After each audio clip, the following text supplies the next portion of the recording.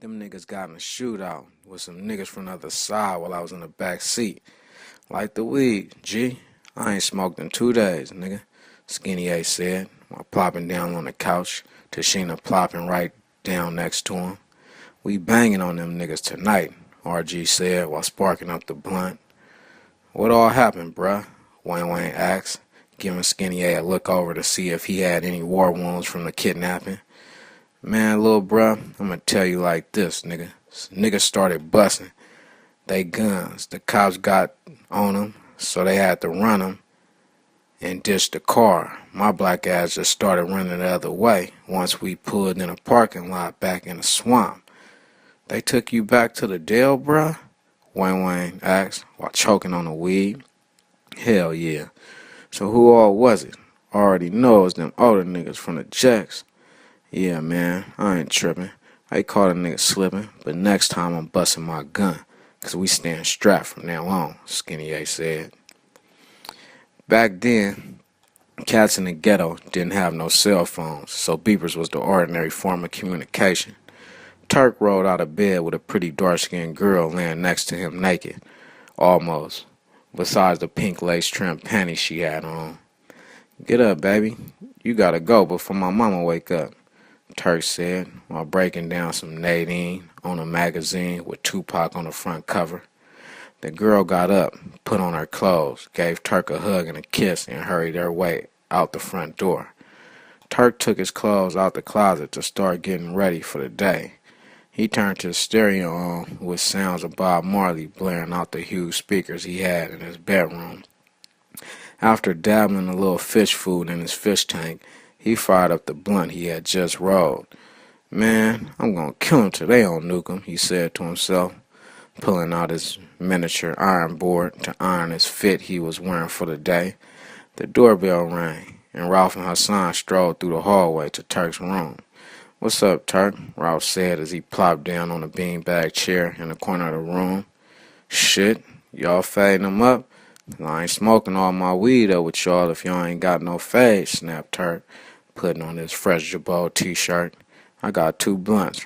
Ralph got 2 blunts, so we smoking good for breakfast, Hassan shot back, sparking up the blunt in Turk ashtray.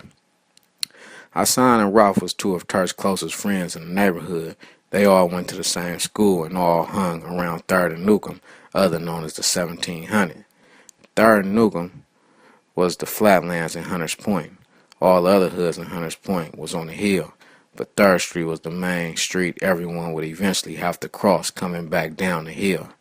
It was always busy on 3rd. Dope fiends were up and down the liquor store-filled streets with young thugs hanging on every corner, selling rock, cocaine, marijuana, and any other drug you want to get your hands on. Turk and his friends learned to hustle early, introduced to the drug game by one of his older cousins. He was a natural-born hustler. Second chapter, called A Colorful City. The rain was coming down hard the night of February 16th. It was 50 degrees in the city of San Francisco. The loud sounds vibrated the walls of the house while the floors rumbled and trembled. "Tell that boy to cut that music down," Mercedes' mom had yelled to her as she hurried and put her coat on. The headlights from the Mustang shined as the rain fell in front of the cherry apple candy-painted car. Wayne sat in the driver's seat while Turk got out the passenger and hopped in the back. Mercedes came walking out the house holding her umbrella.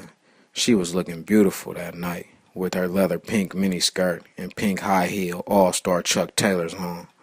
Mercedes was Wayne's girlfriend he met a year ago at the skating ring in Redwood City. The skating ring was where all the San Francisco kids would come from out of town to meet up with different kids from other parts of the city. Instead of going to a different hood where you might not belong, here was more neutral territory since it was located outside of the city. Turk and Wayne had hooked up at the skating ring around that same time. Turk always knew he had a badass little cousin that lived on the other side of the city in Sunnydale.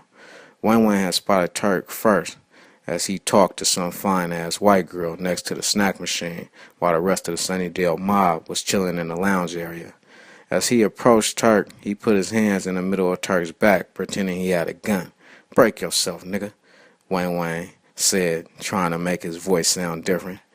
Turk swung around, ready to swing his fist to somebody's face until he recognized Wayne. "What's up with my little cousin? What you doing out here, nigga?" Turk said as he gave Wayne dap and a hug.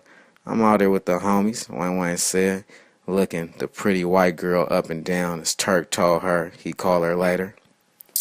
"I ain't seen you in hella long, little cousin. What's been good with you, man?" "I just been chilling in the mob, you know, getting this money, banging on niggas, and ducking these people," said Wayne as he walked with Turk back to the table he was sitting at. Wayne introduced Turk to the gang he was with from the Sunnydale mob, including Skinny A, RG, and some other cats they were hanging with that night. "This my big cousin Turk. He from the Point," Wayne said, as Skinny A and the rest of the thugs eyed Turk up and down. "What's up, blood?" Skinny A said, extending his hand out to shake Turk's, along with the rest of the crew joining in. From the other side of the lounge, you could see the Hunters Point clique looking over to see who Turk was talking to. They knew he had family from other parts of the city, so they just watched to make sure he was cool and didn't nothing pop off. That night, Turk and Wayne exchanged numbers and promised to meet up sometime that weekend to hang out and kick it. The Mustang pulled away from the house, Wayne turning his music back up, while Mercedes shook her head and gave him a sheepish smile. He knew she didn't like the 15-inch speakers thumping in her ears, trying to make her lose her hearing. She knew Wayne hated for her to touch his zap board to turn down the music just to tell him something he already knew. They were on their way to pick up Turk's girlfriend, Angel. Angel was short, light-skinned, mixed with Creole and black. Turk always bragged on her fat ass she had that all the boys loved to stare at and her pretty green eyes. Angel lived in North Beach. Wayne hated driving to North Beach because he said there were too many racist police in that area of Frisco. He didn't have a driver's license, and it would be another 3 years before he would turn 18 to get one. But in his eyes, that wasn't stopping nothing from him mobbing his 5.0 Mustang he had on the gold Dayton Vogue's tires. Angel came outside as the 5.0 hit the corner. The other girls that were standing in front of her house under the carport in the rain were all looking, trying to see who was inside the clean-ass car Angel was walking up to as she got inside it. They all knew what kind of car her boyfriend Turk drove, but had never seen this car before. One of the girls waved by to Angel as she looked at them and smiled from the small backseat window. "That girl be fucking with some baller-ass niggas," the girl said to her other friends as they smoked their weed and all agreed to each other. Angel and Mercedes knew each other from seeing each other around the downtown area and knew some girls that boosted clothes that all ran in the same clique. Turk passed Angel the blunt as he blew the rest of his smoke he had in his mouth into her mouth. Wayne shifted the Mustang in third gear as he roared down an Embarcadero headed to the freeway.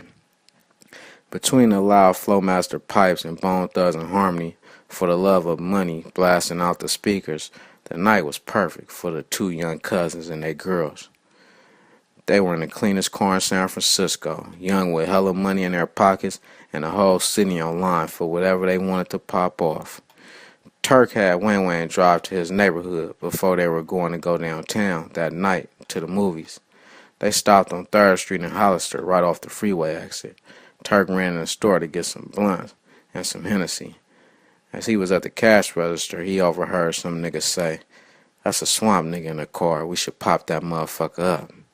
Turk started to laugh and told the young nigga that was his people and they were with him. The young cat knew Turk was from 3rd Newcomb and he was about that action. Wayne, Turk, and the girls arrived at the movie theater and caught the last flick of the night before the theater closed. Turk and Angel got dropped off at Turk's mom's house, and Mercedes and Wayne went to a motel in the city that night. Skinny A called Wayne's phone early the next morning and said he had something to holler at him about.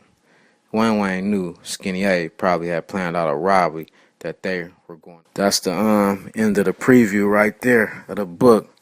Man, this Shoreview Shan, Won't Stop Records.